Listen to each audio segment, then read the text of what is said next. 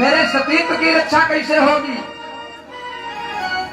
इंद्राणी देवगुरु बृहस्पति की शरण में गई, कहती है गुरुजी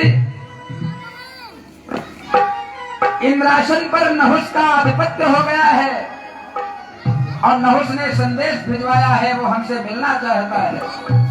बताइए ऐसी परिस्थिति में मैं क्या करूं। गुरुजी कहते हैं चिंता न करो, नहुस के पास, नहुस ने तुमको पत्र भेजा है ना, तो नहुस के पास तुम भी एक पत्र भेज दो और उस पत्र में स्पष्ट लिख दो कि नहुस मैं तुमसे मिलूंगी तो, लेकिन मेरी दो शर्तें हैं।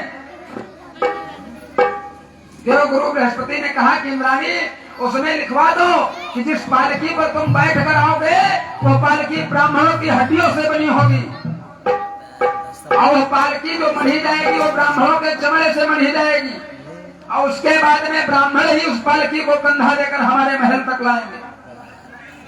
देखिए यह माया है। जैसा देवगुरु बृहस्पति ने बताया इंद्राणी ने वैसा ही पत्र लिखवा दिया और नहुस के पास भिजवा दिया। यह माया है। जब माया की पुकार आप सुन लेते हैं और माया की तरफ बढ़ते हैं तो माया आपको मिलने से पहले आपके विनाश का एग्रीमेंट लिखवा लेती है। ये जो इंद्राणी का पत्र है ना, ये कथा की दृष्टि से इंद्राणी का पत्र है, भावार्थ और लक्ष्यार्थ की दृष्टि से यह विनाश का एग्रीमेंट है।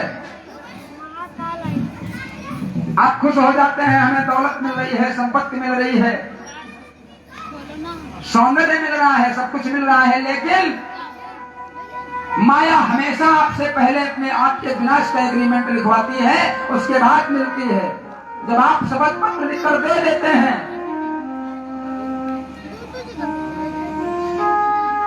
नहुस ने माया की पुकार सुनी और नहुस ने इंद्राणी के पत्र को, इंद्राणी की शर्तों को स्वीकार कर लिया, मानो अपने विनाश के एग्रीमेंट पर नहुस ने हस्ताक्षर कर दिए।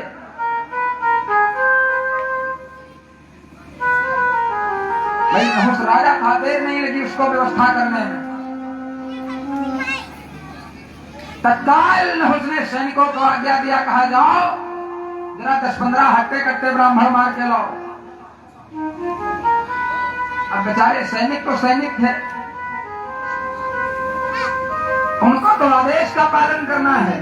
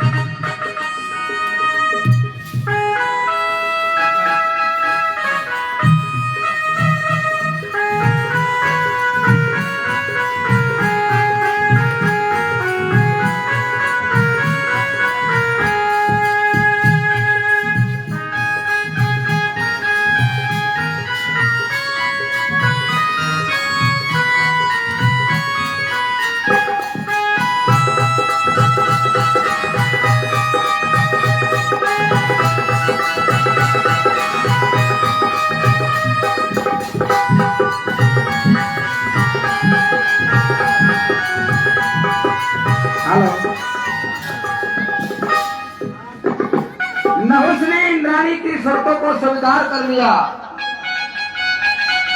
सैनिकों को आदेश दिया, कहा जाओ 10-15 हट्टे कट्टे ब्राह्मण मार के लाओ, उनकी हड्डियां निकलवाओ और उनकी खाल निकलवाओ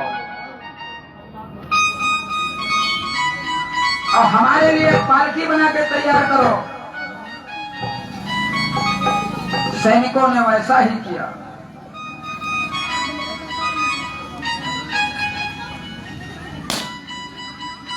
ब्राह्मणों की हत्या हुई, बोलो पाप हुआ कि नहीं हुआ? अधर्म हुआ कि नहीं हुआ? हुआ। तो माया ने विनाश करना प्रारंभ कर दिया कि नहीं? आपके अंतःकरण में वासना बढ़ी, आप करोड़पति बनने के इच्छुक हुए, आप इंद्राणी से मिलने के इच्छुक हुए, इंद्राणी ने अपने विनाश का एग्रीमेंट लिखवाया आपके विनाश का और पाप होना आपसे चालू, आप ब्राह्मणों की हत्या करने लगे। ठीक है। अब ब्राह्मणों की हत्या यहाँ एक विख्यात है। ब्राह्मणों की हत्या का अर्थ सिर्फ ब्राह्मणों की हत्या ही नहीं है। आप मर्डर करवाने लगे वासना के चक्कर में तो आप नहुस हो गए। भाई ब्राह्मण जो है ये साधु का साधुता का प्रतीक है। और साधु निरपराधों की आप हत्या करने लगे अपने क्षणिक स्वार्थ के लिए, धन दौलत संपत्ति और सौंदर्य के लिए, तो आप नहुस हो गए।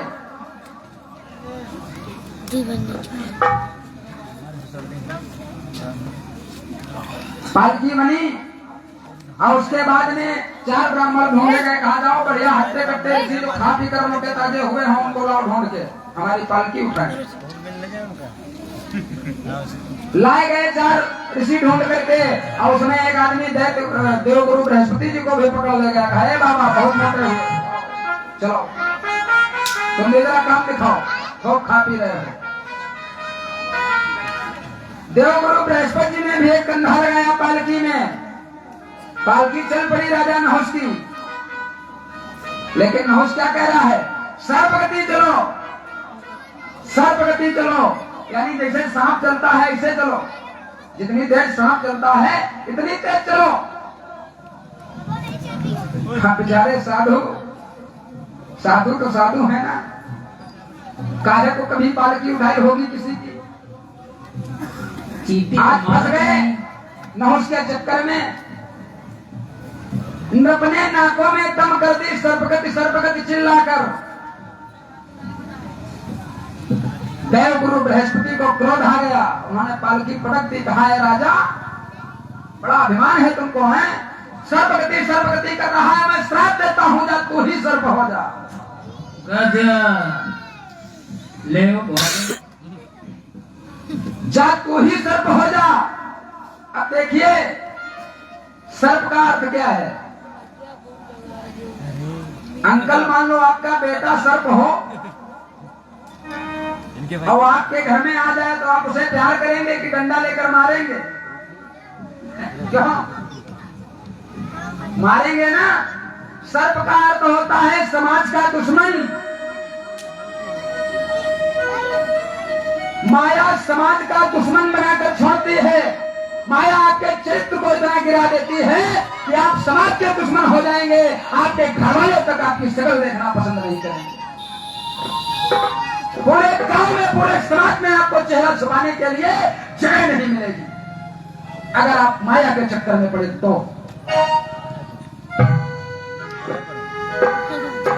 स्थिति है भाई।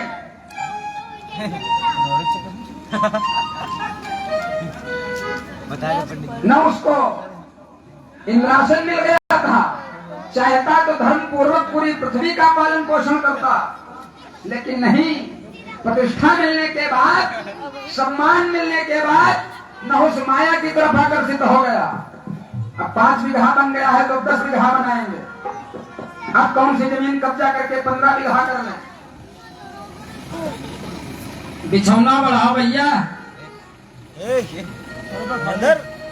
बिछौना बढ़ाओ। अरे बे पड़ा है। आप लोग थोड़ा इधर आ जाइए, माता उधर हो जाएंगे। भैया ये वाले साइड पर आ जाओ, यहीं पर आ जाओ भैया। नहुस को माया ने समाज का दुश्मन बना दिया, सर्प बना दिया। इसलिए प्यारे जितना परमात्मा ने दे दिया है बस उतने में प्रसन्न रहो, और उससे अतिरिक्त पाने की इच्छा करोगे, भगवान को छोड़ करके, धर्म को छोड़ करके माया भागोगे, निर्बलों को सताओगे, किसी की हड्डियों की पालकी पर बैठकर तुम जाओगे तो क्या होगा? समाज के दुश्मन बन जाओगे। तुम्हें चेहरा छुपाने के लिए जगह नहीं मिलेगी। जब राजा नहुस को श्राप मिल गया तब राजा नहुस की आंखें खुली, प्रभु बड़ा अपराध हो गया, हमें क्षमा करो। देवगुरु बृहस्पति ने कहा अच्छा, रंग लाती है ना पत्थर से घिसे जाने के बाद और इंसान संभलता है ठोकरें खाने के बाद। नहुस अब तुम्हें होश आया। लेकिन संत के श्राप में भी वरदान छिपा होता है। कहा जाओ नहुस, श्राप तो मिथ्या नहीं होगा। तुम्हें सर्प बनना पड़ेगा। ये यक्ष रूपी अजगर हुआ था नहुष। और जिस समय पांडवों का वनवास चल रहा था उस समय पांडवों से इसकी भेंट हुई थी। युधिष्ठिर ने इनके प्रश्नों का उत्तर दिया था, तब जाकर के इनका उद्धार हुआ था। नहुष के चरित्र से हमें सिर्फ ये सीखना है कि हमें समाज का दुश्मन बनना है, धर्म से प्रतिष्ठा पाने के बाद माया की तरफ आकर्षित होकर, या प्रतिष्ठा पाने के बाद धर्म पूर्वक आचरण करना है, अपनी प्रतिष्ठा बनाए रखना है। यह आप डिसाइड कर लें। धर्म से प्रतिष्ठा पाने के बाद बड़े बड़े संत, बड़े बड़े मठाधीश हो गए, धर्म से उनकी प्रतिष्ठा बढ़ी। और प्रतिष्ठा पाने के बाद वो वासना में घुस गए, माया की तरफ आकर्षित हो गए। क्या हुआ? जो लोग पूजा करते थे, घर में फोटो लगा करके आरती उतारते थे, वही लोग गालियां दे रहे हैं, जेल में बंद हैं। जो लोग आरती उतारते थे वो शक्ल नहीं देखना चाहते हैं। तो नहुष के रास्ते पर मत चलिए। नहुष के रास्ते पर कल्याण नहीं है। कथाएं सिर्फ सुनने के लिए नहीं होती हैं, कथाएं सुनकर सीखने के लिए होती हैं। इतिहास शिक्षा लेने के लिए होता है। और जो अपने अतीत से शिक्षा नहीं लेता है, जो समाज अपने अतीत से शिक्षा नहीं लेता है, अपने इतिहास से शिक्षा नहीं लेता है और इतिहास की गलतियों को सुधारने का प्रयास नहीं करता है, वो कभी प्रगति नहीं कर सकता और समाज का कभी उत्थान नहीं हो सकता। अपनी कथाओं को पढ़िए, सुनिए, इसमें उलझिए मत, घटनाक्रम पर बहस कीजिए। बड़ा दुख होता है मुझे जब मैं वीडियो सुनता हूँ, बड़े बड़े वक्ता सिर्फ इस बात पर बहस करते हैं। कोई कहता है सीता जी 6 साल की थी और कोई कहता है 7 साल की। बड़े बड़े वक्ता, अरे सीता जी 6 साल की होता 7 साल की, उससे क्या लेना देना? सीता जी थी तो थी, राम जी ने धनुष तोड़ा तो तोड़ा, बात खत्म। आप इस बात पर केवल लड़ रहे हैं। आपका कार्य है समाज को दिशा देना। जो संत, साधु, भागवत प्रवक्ता या नेतृत्व करने वाला नेता समाज को दिशा नहीं दे सकता, मैं कहता हूं वो सिर्फ व्यवसायी है। आप अपने स्तर से प्रयास कीजिए, जितना आपको परमात्मा ने बुद्धि दी है उतनी बुद्धि से कार्य करिए, लेकिन समाज को दिशा देने का कार्य कीजिए।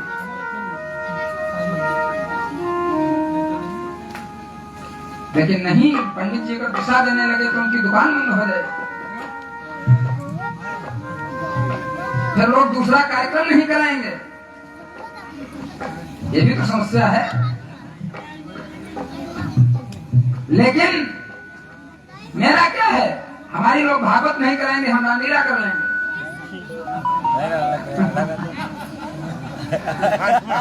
जब कुछ नहीं होगा तब कानपुर चले जाएंगे। हमारे पास तो सारे सिस्टम है, इसलिए मैं आपको वो सुनाऊंगा जो आपको सुनना चाहिए, क्योंकि कथा प्रवक्ता का धर्म वैद्य के धर्म की तरह होता है। आपको बुखार है और आप जाए डॉक्टर के पास, कह दे हमें फला टेबलेट दे दो, तो डॉक्टर का धर्म क्या है? डॉक्टर का धर्म है वो आपकी बताई हुई दवाई न दे, आपको वो दवा दे जिस दवाई की आपको जरूरत है। उसी प्रकार से भागवत वक्ता का धर्म होता है। जो कथा आप कहें, जो गाना आप बताएं, जो भजन आप बताएं, हम वही गाएं, तो हम में और वेश्या में अंतर क्या है? कोई अंतर? कोई अंतर नहीं है। ऐसे भागवत वक्ता और वेश्या में जो फरमाइशें पूरी करते हैं।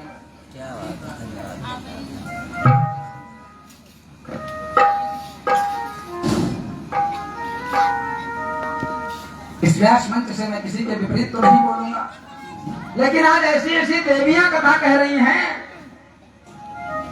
कि उनको प्रणाम कर लेना ही बेहतर है। कुछ कहना, स्वयं को लज्जित करना। छोड़ो किसी की आलोचना की। राजा नहुष के बाद नहुष के पुत्र हुए ययाति। ययाति भी बड़े प्रतापी राजा थे, लेकिन ये भी वासना में बहुत तगड़े घुसे। जिस समय इस पृथ्वी पर ययाति राजा थे, उस समय एक दैत्य राज था, उसका नाम था वृषपर्वा। क्या नाम था? वृषपर्वा। वृषपर्वा की एक बेटी थी जिसका नाम था शर्मिष्ठा। और दैत्य गुरु शुक्राचार्य जो थे उनकी एक बेटी थी जिसका नाम था देवयानी।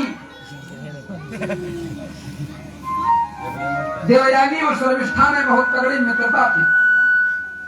भाई एक राजा की बेटी है और एक राजगुरु की बेटी है, मित्रता हो क्यों ना, मामला लेवल का है। एक दिन की बात है कि शर्मिष्ठा और देवयानी दोनों नहाने गई थी वन में, नदी में नहाने गई थी। तो वहां भूल से देवयानी जी ने शर्मिष्ठा के कपड़े पहने। शर्मिष्ठा जब से बाहर निकली तो बड़ी गुस्सा आई, हो विधवंगी, पलती है हमारे टुकड़ों पर और इसका अभिमान देखो, हमारे कपड़े पहने। अरे तूने राजकुमारी कपड़े कैसे पहने? बहुत भरा बोला। शर्मिष्ठा ने देवयानी को कहा और अंत में एक कुएं में ढकेल दिया। सूखा कुआं जैसे जंगल में होता नहीं, ऐसे कुएं में ढकेल दिया और चली गई अपने घर को।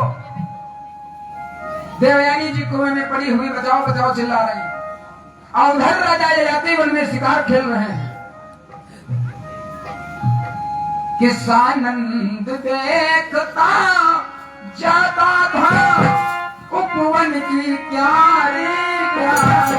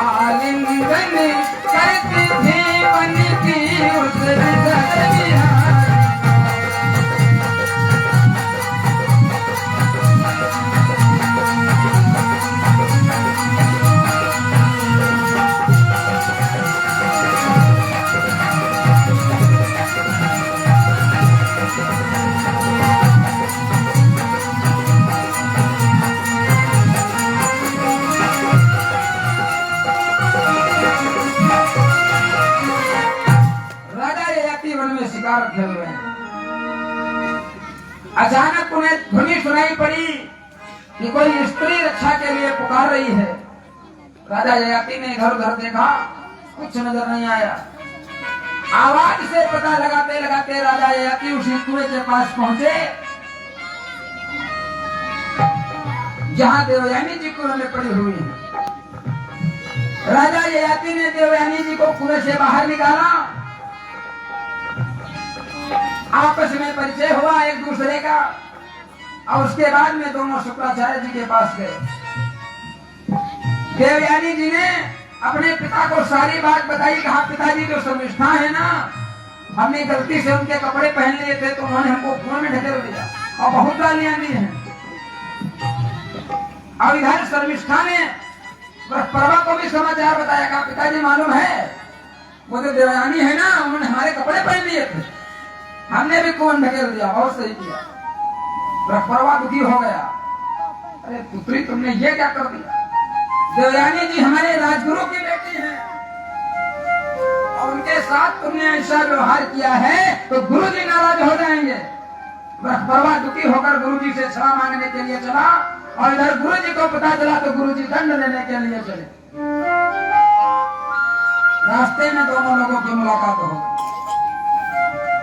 वृषपर्वा चरणों में गिरा। कहा, गुरु जी कहाँ जा रहे हो? कहा, राजन अब हम तुम्हारा राज्य छोड़कर जा रहे हैं। कहा, क्यों? कहा, जहाँ सम्मान न हो, स्त्री नाम सैया भंगो ब्राह्मण। जहाँ ब्राह्मण का सम्मान न हो, ब्राह्मण को ऐसी सभा में जाना नहीं चाहिए। ब्राह्मण का अपमान कर दिया जाए तो ये ब्राह्मण के लिए मरने के समान है, मृत्युदंड के समान है। शुक्राचार्य जी कहते हैं जहाँ ब्राह्मण का सम्मान न हो वहाँ ब्राह्मण को जाना ही नहीं चाहिए, इसलिए मैं तुम्हारा राज्य छोड़कर जा रहा हूँ। वृषपर्वा क्षमा मांगने लगा। गुरुवर, नादान बच्ची है, गलती हो गई है, क्षमा कर दो। शुक्राचार्य जी कहते हैं क्षमा तो कर देंगे लेकिन एक शर्त रहेगी, शर्मिष्ठा का जीवन विवाह नहीं होगा और ययाति के साथ में देवयानी का विवाह होगा और शर्मिष्ठा को आजीवन की दासी बनकर रहना पड़ेगा। परवा ने शर्त मंजूर कर दी। अब शुक्राचार्य जी ने राजा ययाति से कहा कि ययाति, तुम्हारा विवाह देवयानी के साथ में कर रहा हूं और शर्मिष्ठा देवयानी की दासी बनकर रहेगी। यह याद रखना, कभी दासी से भोग न करना, क्योंकि शर्मिष्ठा बहुत सुंदर थी। कहा सौंदर्य में आसक्त होकर के सिद्धांत न भूल जाना। ये सिद्धांत मैं बताए दे रहा हूं कि शर्मिष्ठा जीवन दासी रहेगी देवयानी की।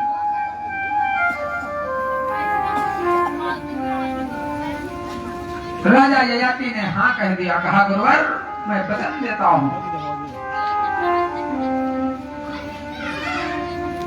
ययाति देवयानी जी का विवाह हो गया और शर्मिष्ठा साथ में दासी बनकर ययाति के महलों में रहने लगी। धीरे धीरे समय व्यतीत हुआ और समय की गति ने ऐसा परिवर्तन दिया, ऐसा फेरा लगाया कि ययाति और शर्मिष्ठा में प्रेम हो गया। दोनों चोरी छिपे मिलने लगे। लेकिन कहते हैं ना कि सूरज छिप जाए मेघ पाकर और चंदा छिप जाए छिपाने।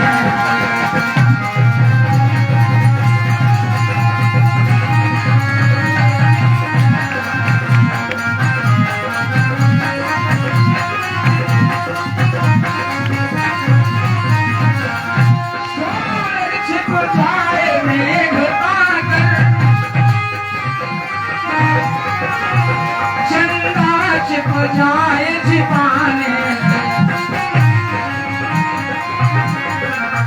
लेकिन ये प्रेमी नैन कभी छिपते हैं नहीं छिपाने।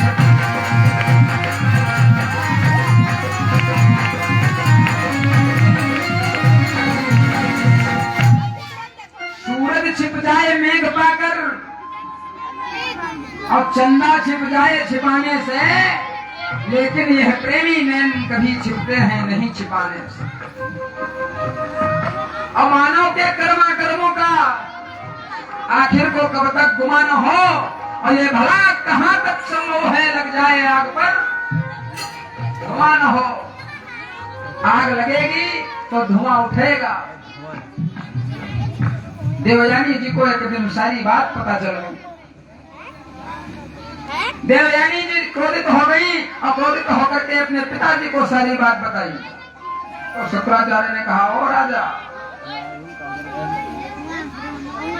शुक्राचार्य जी क्रोधित हो गए, राजा ययाति के पास गए और कहा, राजा, जिस यौवन के मद में तूने मेरे वचनों को तोड़ा है,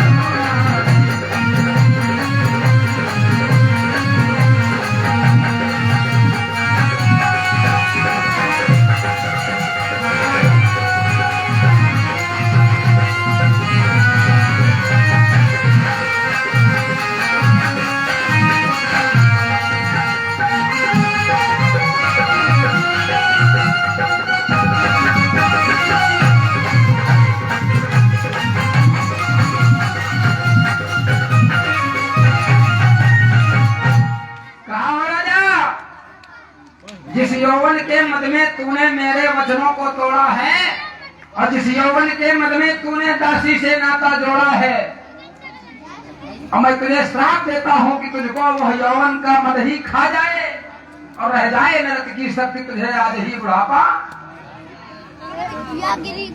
कहा राजा आज ही बुढ़ा हो जा। आ गए ना वहीं जहां से शुरू हुए थे।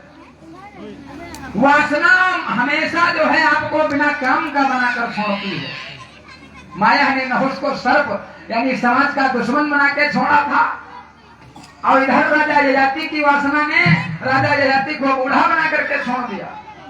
और एक बात और है, बूढ़े समाज के दुश्मन हो चाहे ना हो, घर के दुश्मन जरूर हो जाते हैं।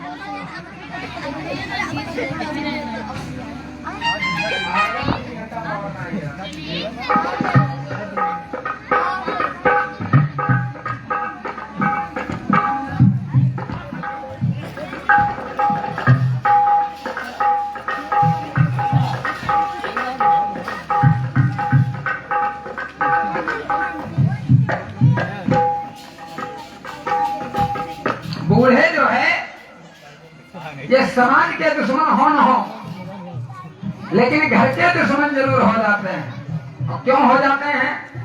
क्योंकि उन्होंने अपने बेटों को संस्कार नहीं दिया है, 5G फोन खरीद करके दिया। उन्होंने अपने बेटों को सिखाया क्या है? प्रबल भय मोहि पिता पढ़ावा और उदर भय सोई रीत सिखावा।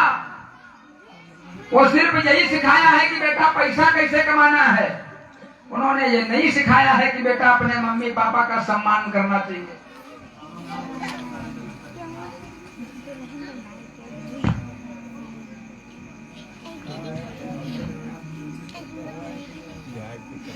तो राजा ययाति को श्राप मिल गया। राजा ययाति बूढ़े हो गए। तब राजा की आंखें खुली। आए भाई, जब ठोकर लगती है तो आंखें खुल जाती हैं। जब राजा ययाति को श्राप मिल गया तो राजा ययाति की आंखें खुली, जल्लों में गिर गए। गुरुजी क्षमा कर दो, बड़ा अपराध हो गया, जीवन में ऐसी गलती नहीं होगी। शुक्राचार्य जी कहते हैं गलती तो तू कर ही चुका है, अब क्या गलती करेगा? श्राप तो मिथ्या हो ही नहीं सकता। लेकिन कहते हैं ना कि संत दयालु बहुत होते हैं। शुक्राचार्य जी को दया आ गई। कहा एक उपाय है, तेरा कोई पुत्र या तेरा कोई हितैषी हो और वो तुझको अपनी जवानी दान में दे दे और उस तेरे बदले में वो तेरा बुढ़ापा दे दे, तो जो है तेरा कल्याण हो सकता है। अब देखिए राजा ययाति की मूर्खता। अरे बूढ़े हो गए थे तो बूढ़े होकर भगवान का भजन कर लेते, कल्याण हो जाता। लेकिन राजा ययाति को फिर भी वासना सुहा रही है। आज बहुत से बूढ़े ऐसे हैं, 40 प्लस हो गए, बाल सफेद हुए, डाई करवा लिया। क्यों? क्योंकि वो ययाति हैं, उनकी तमन्ना होती है। अंकल आपको नहीं कह रहे हैं।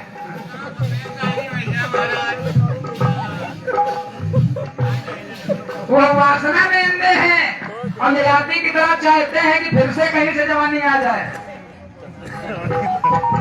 अब राजा ययाति ने अपने बेटों को बुलाया, एक लाइन से सबको खड़ा किया, कहा बेटो एक सवाल है, हम तुमसे कुछ मांगना चाहते हैं। सभी बेटों ने कहा पिताजी बताओ, आपके लिए हम जान दे देंगे। बेटों को क्या पता था पिताजी क्या मांगने वाले हैं। कहा हमें हमारे ससुर जी ने श्राप दे दिया है। देखिए राजा ययाति को श्राप दिया था राजा ययाति के ससुर जी ने। ससुर जी से सावधान रहना। ससुर जी से कोई एग्रीमेंट करना तो सोच समझ के करना। राजा ययाति अपने बेटों से कहते हैं कि बेटो मुझे श्राप मिला है और श्राप के प्रभाव से मैं बूढ़ा हो गया हूँ और अब तुमको करना यह है कि तुम में से किसी एक को हमें अपनी जवानी दान में देनी है। अब बेटों के होश खराब हो गए हो पिताजी, जवानी कौन दे देगा? सारे बेटों ने कहना टाल दिया। देखिए यहाँ पर एक धर्म का भी विचार है। बेटे क्या सोच रहे हैं?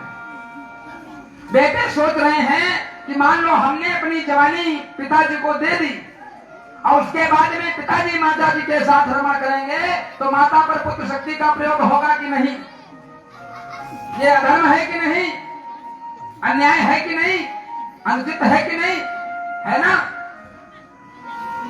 ये सोच करके धर्मात्मा बेटों ने राजा ययाति को अपनी जवानी दान में नहीं दी। फिर राजा का सबसे छोटा बेटा था जिसका नाम था पुरु। क्या नाम था? पुरु। इसी पुरु से पुरुवंश चला है। राजा ययाति के बाद चंद्रवंश की दो शाखाएं हो गई, एक पुरुवंश और एक यदुवंश। सबसे बड़ा बेटा जो था उसका नाम था यदु और जो सबसे छोटा बेटा था उसका नाम था पुरु।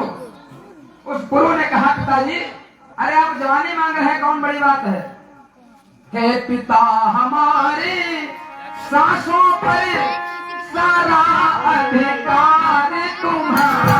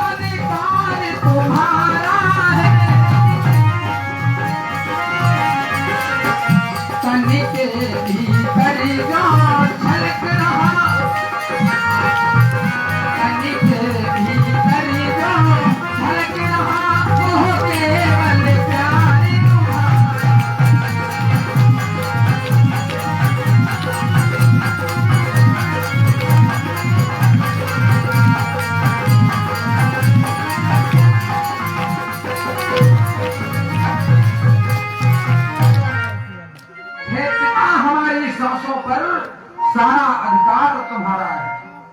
अब जवानी मांग रहे हैं, कौन सी बड़ी बात है? और देखिए पुत्र का कर्तव्य भी यही है, मात पिता गुरु प्रभु कई बानी और बिना ही विचार करें शुभ जानी। यदि माता पिता आज्ञा दे दे तो उनकी आज्ञा को बिना सोचे विचारे उसमें विचार नहीं करना चाहिए कि शुभ है कि अशुभ। एक परशुराम जी थे, परशुराम पितु आज्ञा राखी हमारी मात लोक सब साखी। परशुराम जी कहीं 8 भाई बताते हैं और कहीं 5 भाई बताते हैं। जो भी हो, मैं इन बातों पर बहस नहीं करता हूँ। भाई परशुराम जी को हमने देखा तो है और आपने देखा है, इन बातों पर बहस करनी भी नहीं चाहिए। भाई 8 भाई हो या 5 भाई हो, परशुराम जी थे ना, बात करो। परशुराम जी आश्रम से बाहर तपस्या करने गए हुए थे और परशुराम जी की माता जी जल भरने गई हुई। परशुराम के पिताजी जमदग्नि, परशुराम जी के पिताजी का नाम था जमदग्नि और माता जी का नाम था रेणुका। मौसिया थे सहजबाहु। तो जिस समय रेणुका मैया जल भरने गई तो वहां जल में मछलियां और मत्स्य काम कीड़ा कर रहे थे। यह देख करके मैया रेणुका के मन में वासनाएं उत्पन्न हो गई। वहां उनको देर हो गई। जल लेकर लौटी तो यमदग्नि ऋषि ने पूछा, देवी इतनी देर कहां कर दी? लेकिन मैया रेणुका के मन में छल नहीं था। मैया रेणुका ने सही सही बता दिया। और जैसे ही मैया रेणुका ने ये बताया कि स्वामी वहां जल में मछलियां और मत्स्य काम क्रीड़ा कर रहे थे, मैं उन्हें देखती रही, यमदग्नि ऋषि को क्रोध आ गया। इसके मन में वासनाएं उत्पन्न हो गई कि ऋषि अपने बेटों से बोले इस माँ को अभी मारे।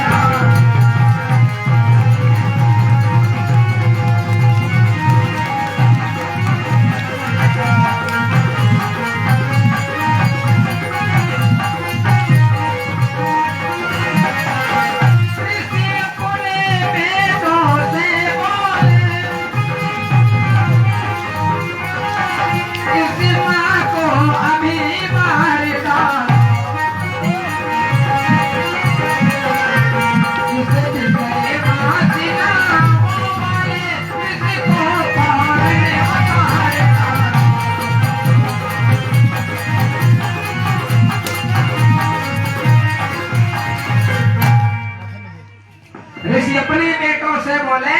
इस माँ को भी मार डालो। जमदग्नि ऋषि ने अपने बेटों को आज्ञा दी कि तत्काल ही इस माँ का वध कर दो। अब कौन बेटा ऐसा होगा जो माँ को मार दे? पितु की आज्ञा माँ की ममता, दोनों ने खड़ा बवाल किया। परिणाम हुआ कुछ कहे सुनकर, सबने वो कहना टाल दिया। किसी ने माँ का वध। तब तक आश्रम में परशुराम जी आ गए, और जैसे ही परशुराम जी आए तो जमदग्नि ऋषि ने कहा बेटा इधर आओ, एक काम है। कहा क्या काम है पिताजी? कहा इस माँ को मार दो।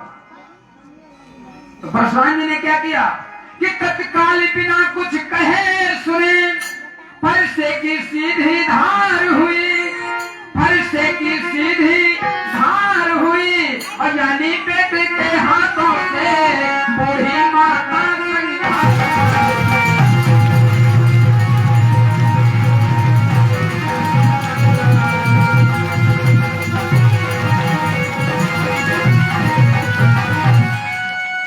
परशुराम भगवान जी तत्काल बिना कुछ कहे सुने फरसे की सीधी धार हुई, और यानी बेटे के हाथों से वही माता संहार। परशुराम जी ने पिता की आज्ञा से अपने माँ को मार डाला। परशुराम की तो आज्ञा राखी, मारी माँ तो लोग सब साखी, संसार साक्षी है। उसके बाद में जमदग्नि ऋषि ने कहा कि बेटा अब इन भाइयों को भी मार डालो। परशुराम जी ने फिर फरसा उठाया और भाइयों को भी मार डाला। उसके बाद जमदग्नि ऋषि कहते हैं बेटा बहुत प्रसन्न हो, तुमसे वरदान मांगो। परशुराम जी कहते हैं पिताजी अगर आप वरदान देना चाहते हैं, हमसे प्रसन्न हैं, तो आप यह वरदान दीजिए कि मैंने जिनको जिनको मार डाला है ना, इन सबको जीवित करो, और इन्हें ये पता भी न चले कि ये मरे कैसे थे। आप पिता के वचनों को पालन करके तो देखिए। आप अधर्म भी कर देंगे तो धर्म हो जाएगा, इंद्रजीत का कल्याण हो गया। आज लोग रावण की निंदा करते हैं, कोई इंद्रजीत की बुराई नहीं करता है। करता है? रावण को धर्मी कहते हैं, अत्याचारी कहते हैं, कोई इंद्रजीत को अत्याचारी कहता है। इंद्रजीत भी तो राक्षस का बेटा था। इंद्रजीत भी तो राक्षस का बेटा था, राक्षस कुल में पैदा हुआ था। लेकिन नहीं, इंद्रजीत ने अपने पिता की आंख पर प्राण दे दिया। पिता चाहे रावण जैसा दुरात्मा ही क्यों न हो, फिर भी अपने पिता के लिए अगर अपने प्राण दे दोगे तो तुम्हारा कल्याण ही कल्याण हो।